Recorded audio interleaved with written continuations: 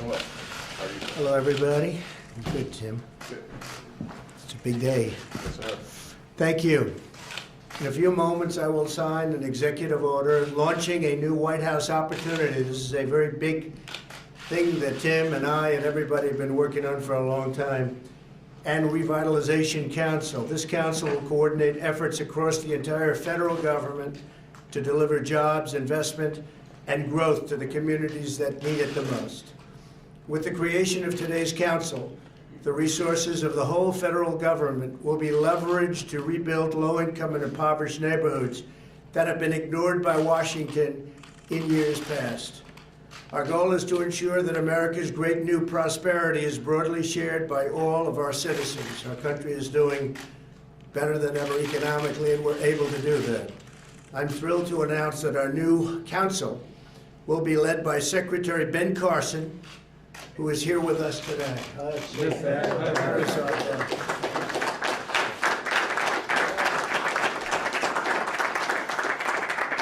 Also with us is Secretary Stephen Mnuchin and Secretary Wilbur Ross, who will both serve on the council and play a critical role in its work. The council will focus its efforts on opportunity zones, a crucial part of tax cuts that we passed last year. Under our new tax cuts, any distressed area that is designated as an opportunity zone will receive massive incentives for private sector investment, including zero capital gains tax on any investment held for at least 10 years. We're honored to be joined today by the person who led the fight to include opportunity zones in the Tax Cuts and Jobs Act, and that is Senator Tim Scott. Thank you.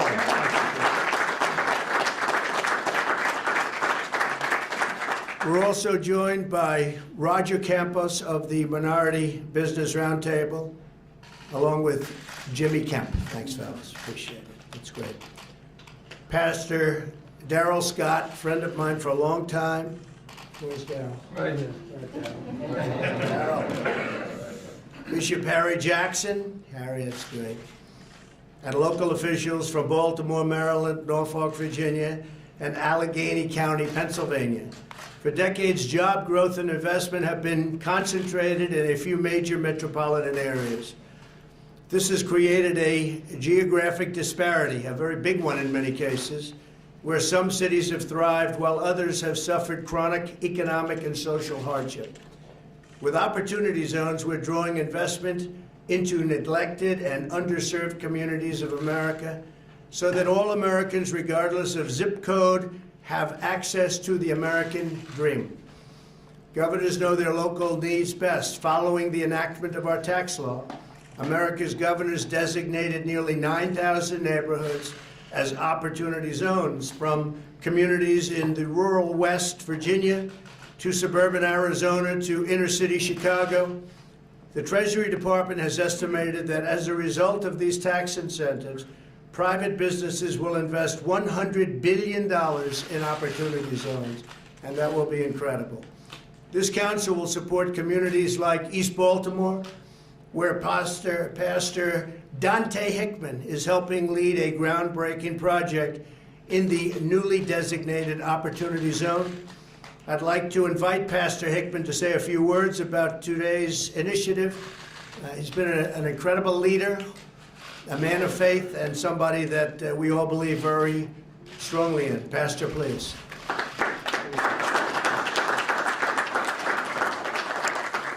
Thank you, Mr. President. I am here today thanking you in advance for funding and resources that you will direct to the urban and distressed communities like Baltimore. The executive order you signed today will make it possible for us to work with your administration on a common goal of investing to restore people as we rebuild properties in neglected communities.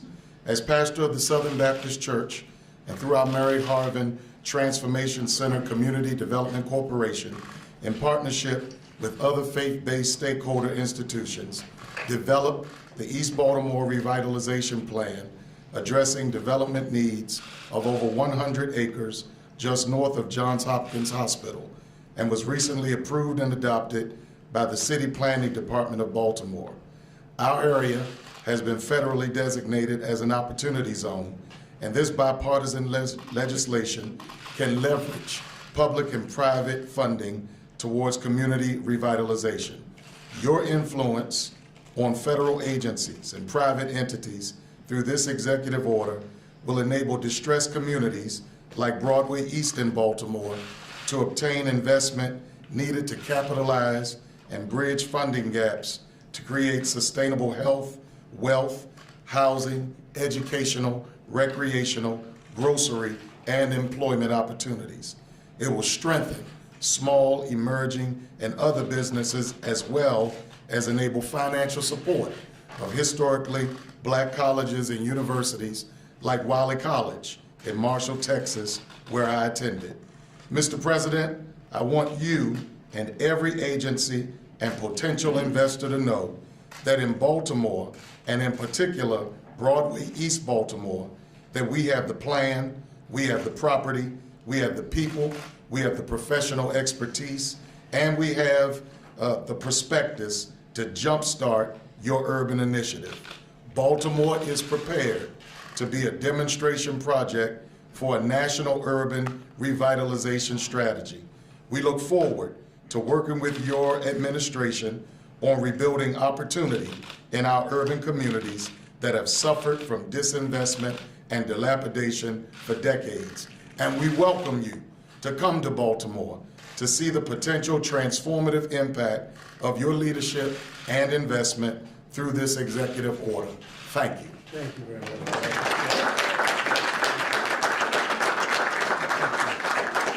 Thank you, Pastor.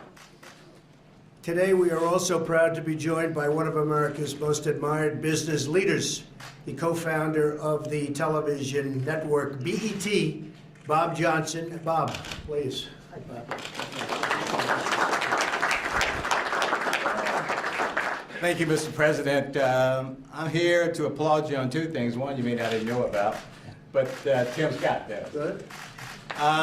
Just recently, your Department of Labor signed a historic document that created something called auto portability. Auto portability is designed to reduce retirement leakage among low-income 401k account holders who tend to cash out. And Mr. President, you should know this, 60% of African American and Hispanic Americans cash out of their 401k account.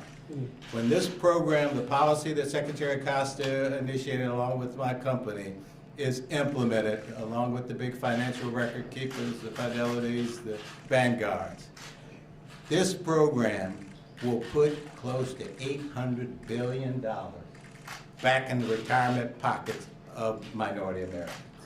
So I just want to applaud you for that. Now, getting to the most important thing. Most of you probably know that I started BET on a $500,000 loan from a guy named John Malone. That $500,000 that John Malone put into BET allowed me, along with a lot of other minority employees and others, to build a $4 billion business. What this proves is the efficacy, Mr. President, of a program that allows capital to flow to places where people are seeking an opportunity. And I am convinced that this program, where the tax incentives flowing out of the Treasury Department to business people will cause people to invest money where before they saw risk, now they will see opportunity. Yeah. And that combination of putting money into communities will allow for those communities to become vibrant, to become safe, to create ownership, and most important, to contribute to the well-being of this country. I'm a fundamental believer that there are business solutions to social problems. The Opportunity Zone program is that, and I applaud you and Tim Scott for taking the leadership on it. Thank you.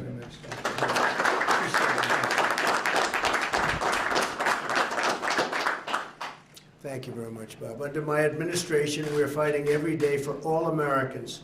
African Americans and Hispanic American poverty rates have reached their lowest levels ever recorded in the history of our country. African American and Hispanic American unemployment have recently achieved the lowest rates ever recorded.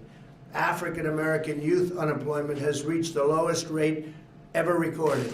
That's pretty good, Bob, isn't it? What? Pretty good. Last year alone, we lifted 1 million Americans out of poverty, which is a record. We have launched a cutting-edge campaign to provide skills and job training to nearly 6.5 million Americans. We are fixing disastrous trade policies that gutted middle-class communities, and we are expanding real educational choice for our students. As part of our commitment to building safe and prosperous communities, the Senate will soon vote on our landmark criminal justice reform package that we've all been working very hard on. You have been working very hard on it. The First Step Act, it's called. This legislation will give former inmates and nonviolent offenders the chance to become productive, contributing, law-abiding citizens. But we have much more work to do. The White House Opportunity and Revitalization Council will drive our ambitious agenda and drive it very, very powerfully. No citizen will be forgotten, no community will be ignored, and no American will be left on the sidelines. To achieve our national destiny, we all must unlock the potential of all of our people, not just some of our people. Together, we will take our nation to new heights by realizing the full promise of America for every citizen in our magnificent land. With that, I would like to invite Secretary Ben Carson to the podium. Before I sign the executive order, I'd also like to ask Tim Scott to say a few words, great senator, and then we'll sign. Thank you very much. Ben, first.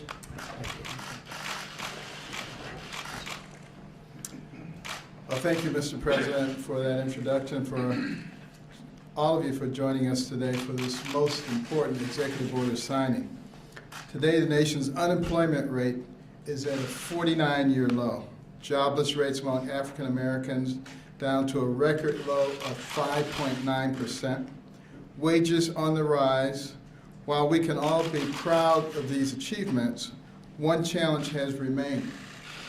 There are still communities in our country that have seen little or no new investment in generations. During his inaugural address, President Trump declared that the forgotten men and women of our country will be forgotten no longer. It is critical that every American shares in the gains of the past 2 years. Today, the President is establishing the White House Opportunity and Revitalization Council through an executive order. I'm pleased to chair this council, consisting of members across 13 agencies, whose mission is to jumpstart the development in urban and rural communities through the creation of opportunity zones. Located in economically distressed communities across this country, opportunity zones are home to approximately 35 million Americans. The Department of Treasury estimates that the Opportunity Zone legislation could attract over $100 billion in private investment, which will go a long way to spur on jobs and economic development. This kind of medicine is precisely what a doctor would prescribe to heal communities where nearly 1 in 3 people live in poverty and unemployment is nearly twice the national average. Too often, new investments into distressed communities are here today and gone tomorrow. By offering incentives that encourage investors to think in terms of decades instead of days, opportunity zones ensure that development is here today and here to stay. This long-term approach means that new growth becomes consistent growth and new jobs become steady jobs. The result is an innovative market and place-based approach that creates a win-win for investors and distressed communities alike. The Council will help improve the efficacy of this process and is ready to consider more than 150 actions to better target, streamline, and coordinate federal programs and opportunity zones. These are still the early days in terms of the work of the Council and opportunity zones, but the groundwork has been laid. The seeds the president has planted are growing, and the promise they hold to improve places long forgotten and the lives of those who call these places home. And with that, I invite Senator Scott, who was instrumental in creating the zones, after which time the president will perform the deed.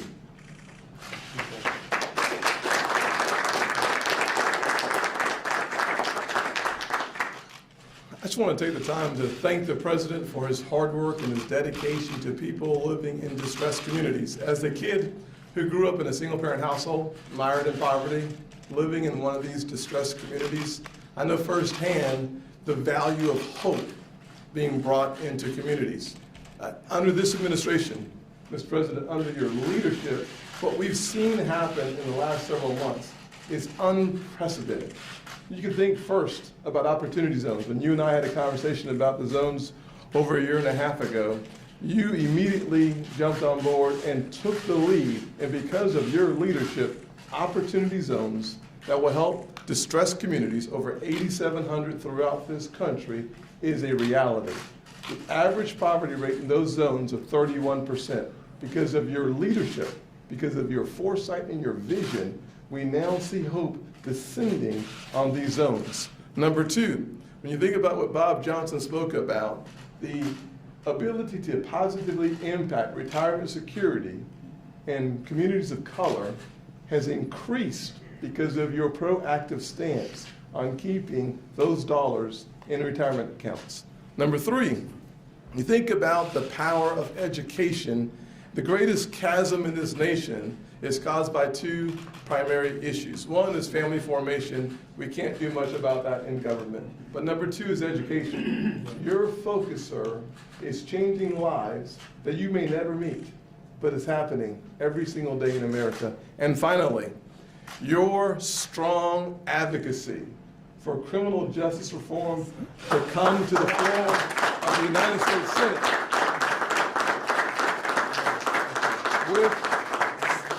without any question, without your leadership, our Senate would not have made the decision to take it up in 2018. So when it passes, the credit starts at the White House and starts with President Donald Trump. Thank you.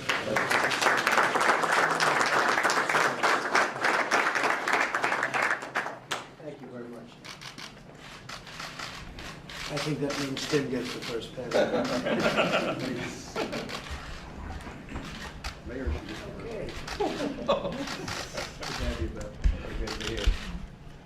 This is a big one.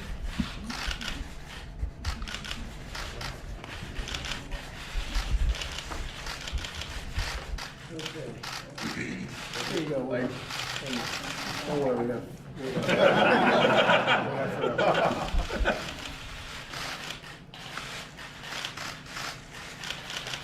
This is a great thing.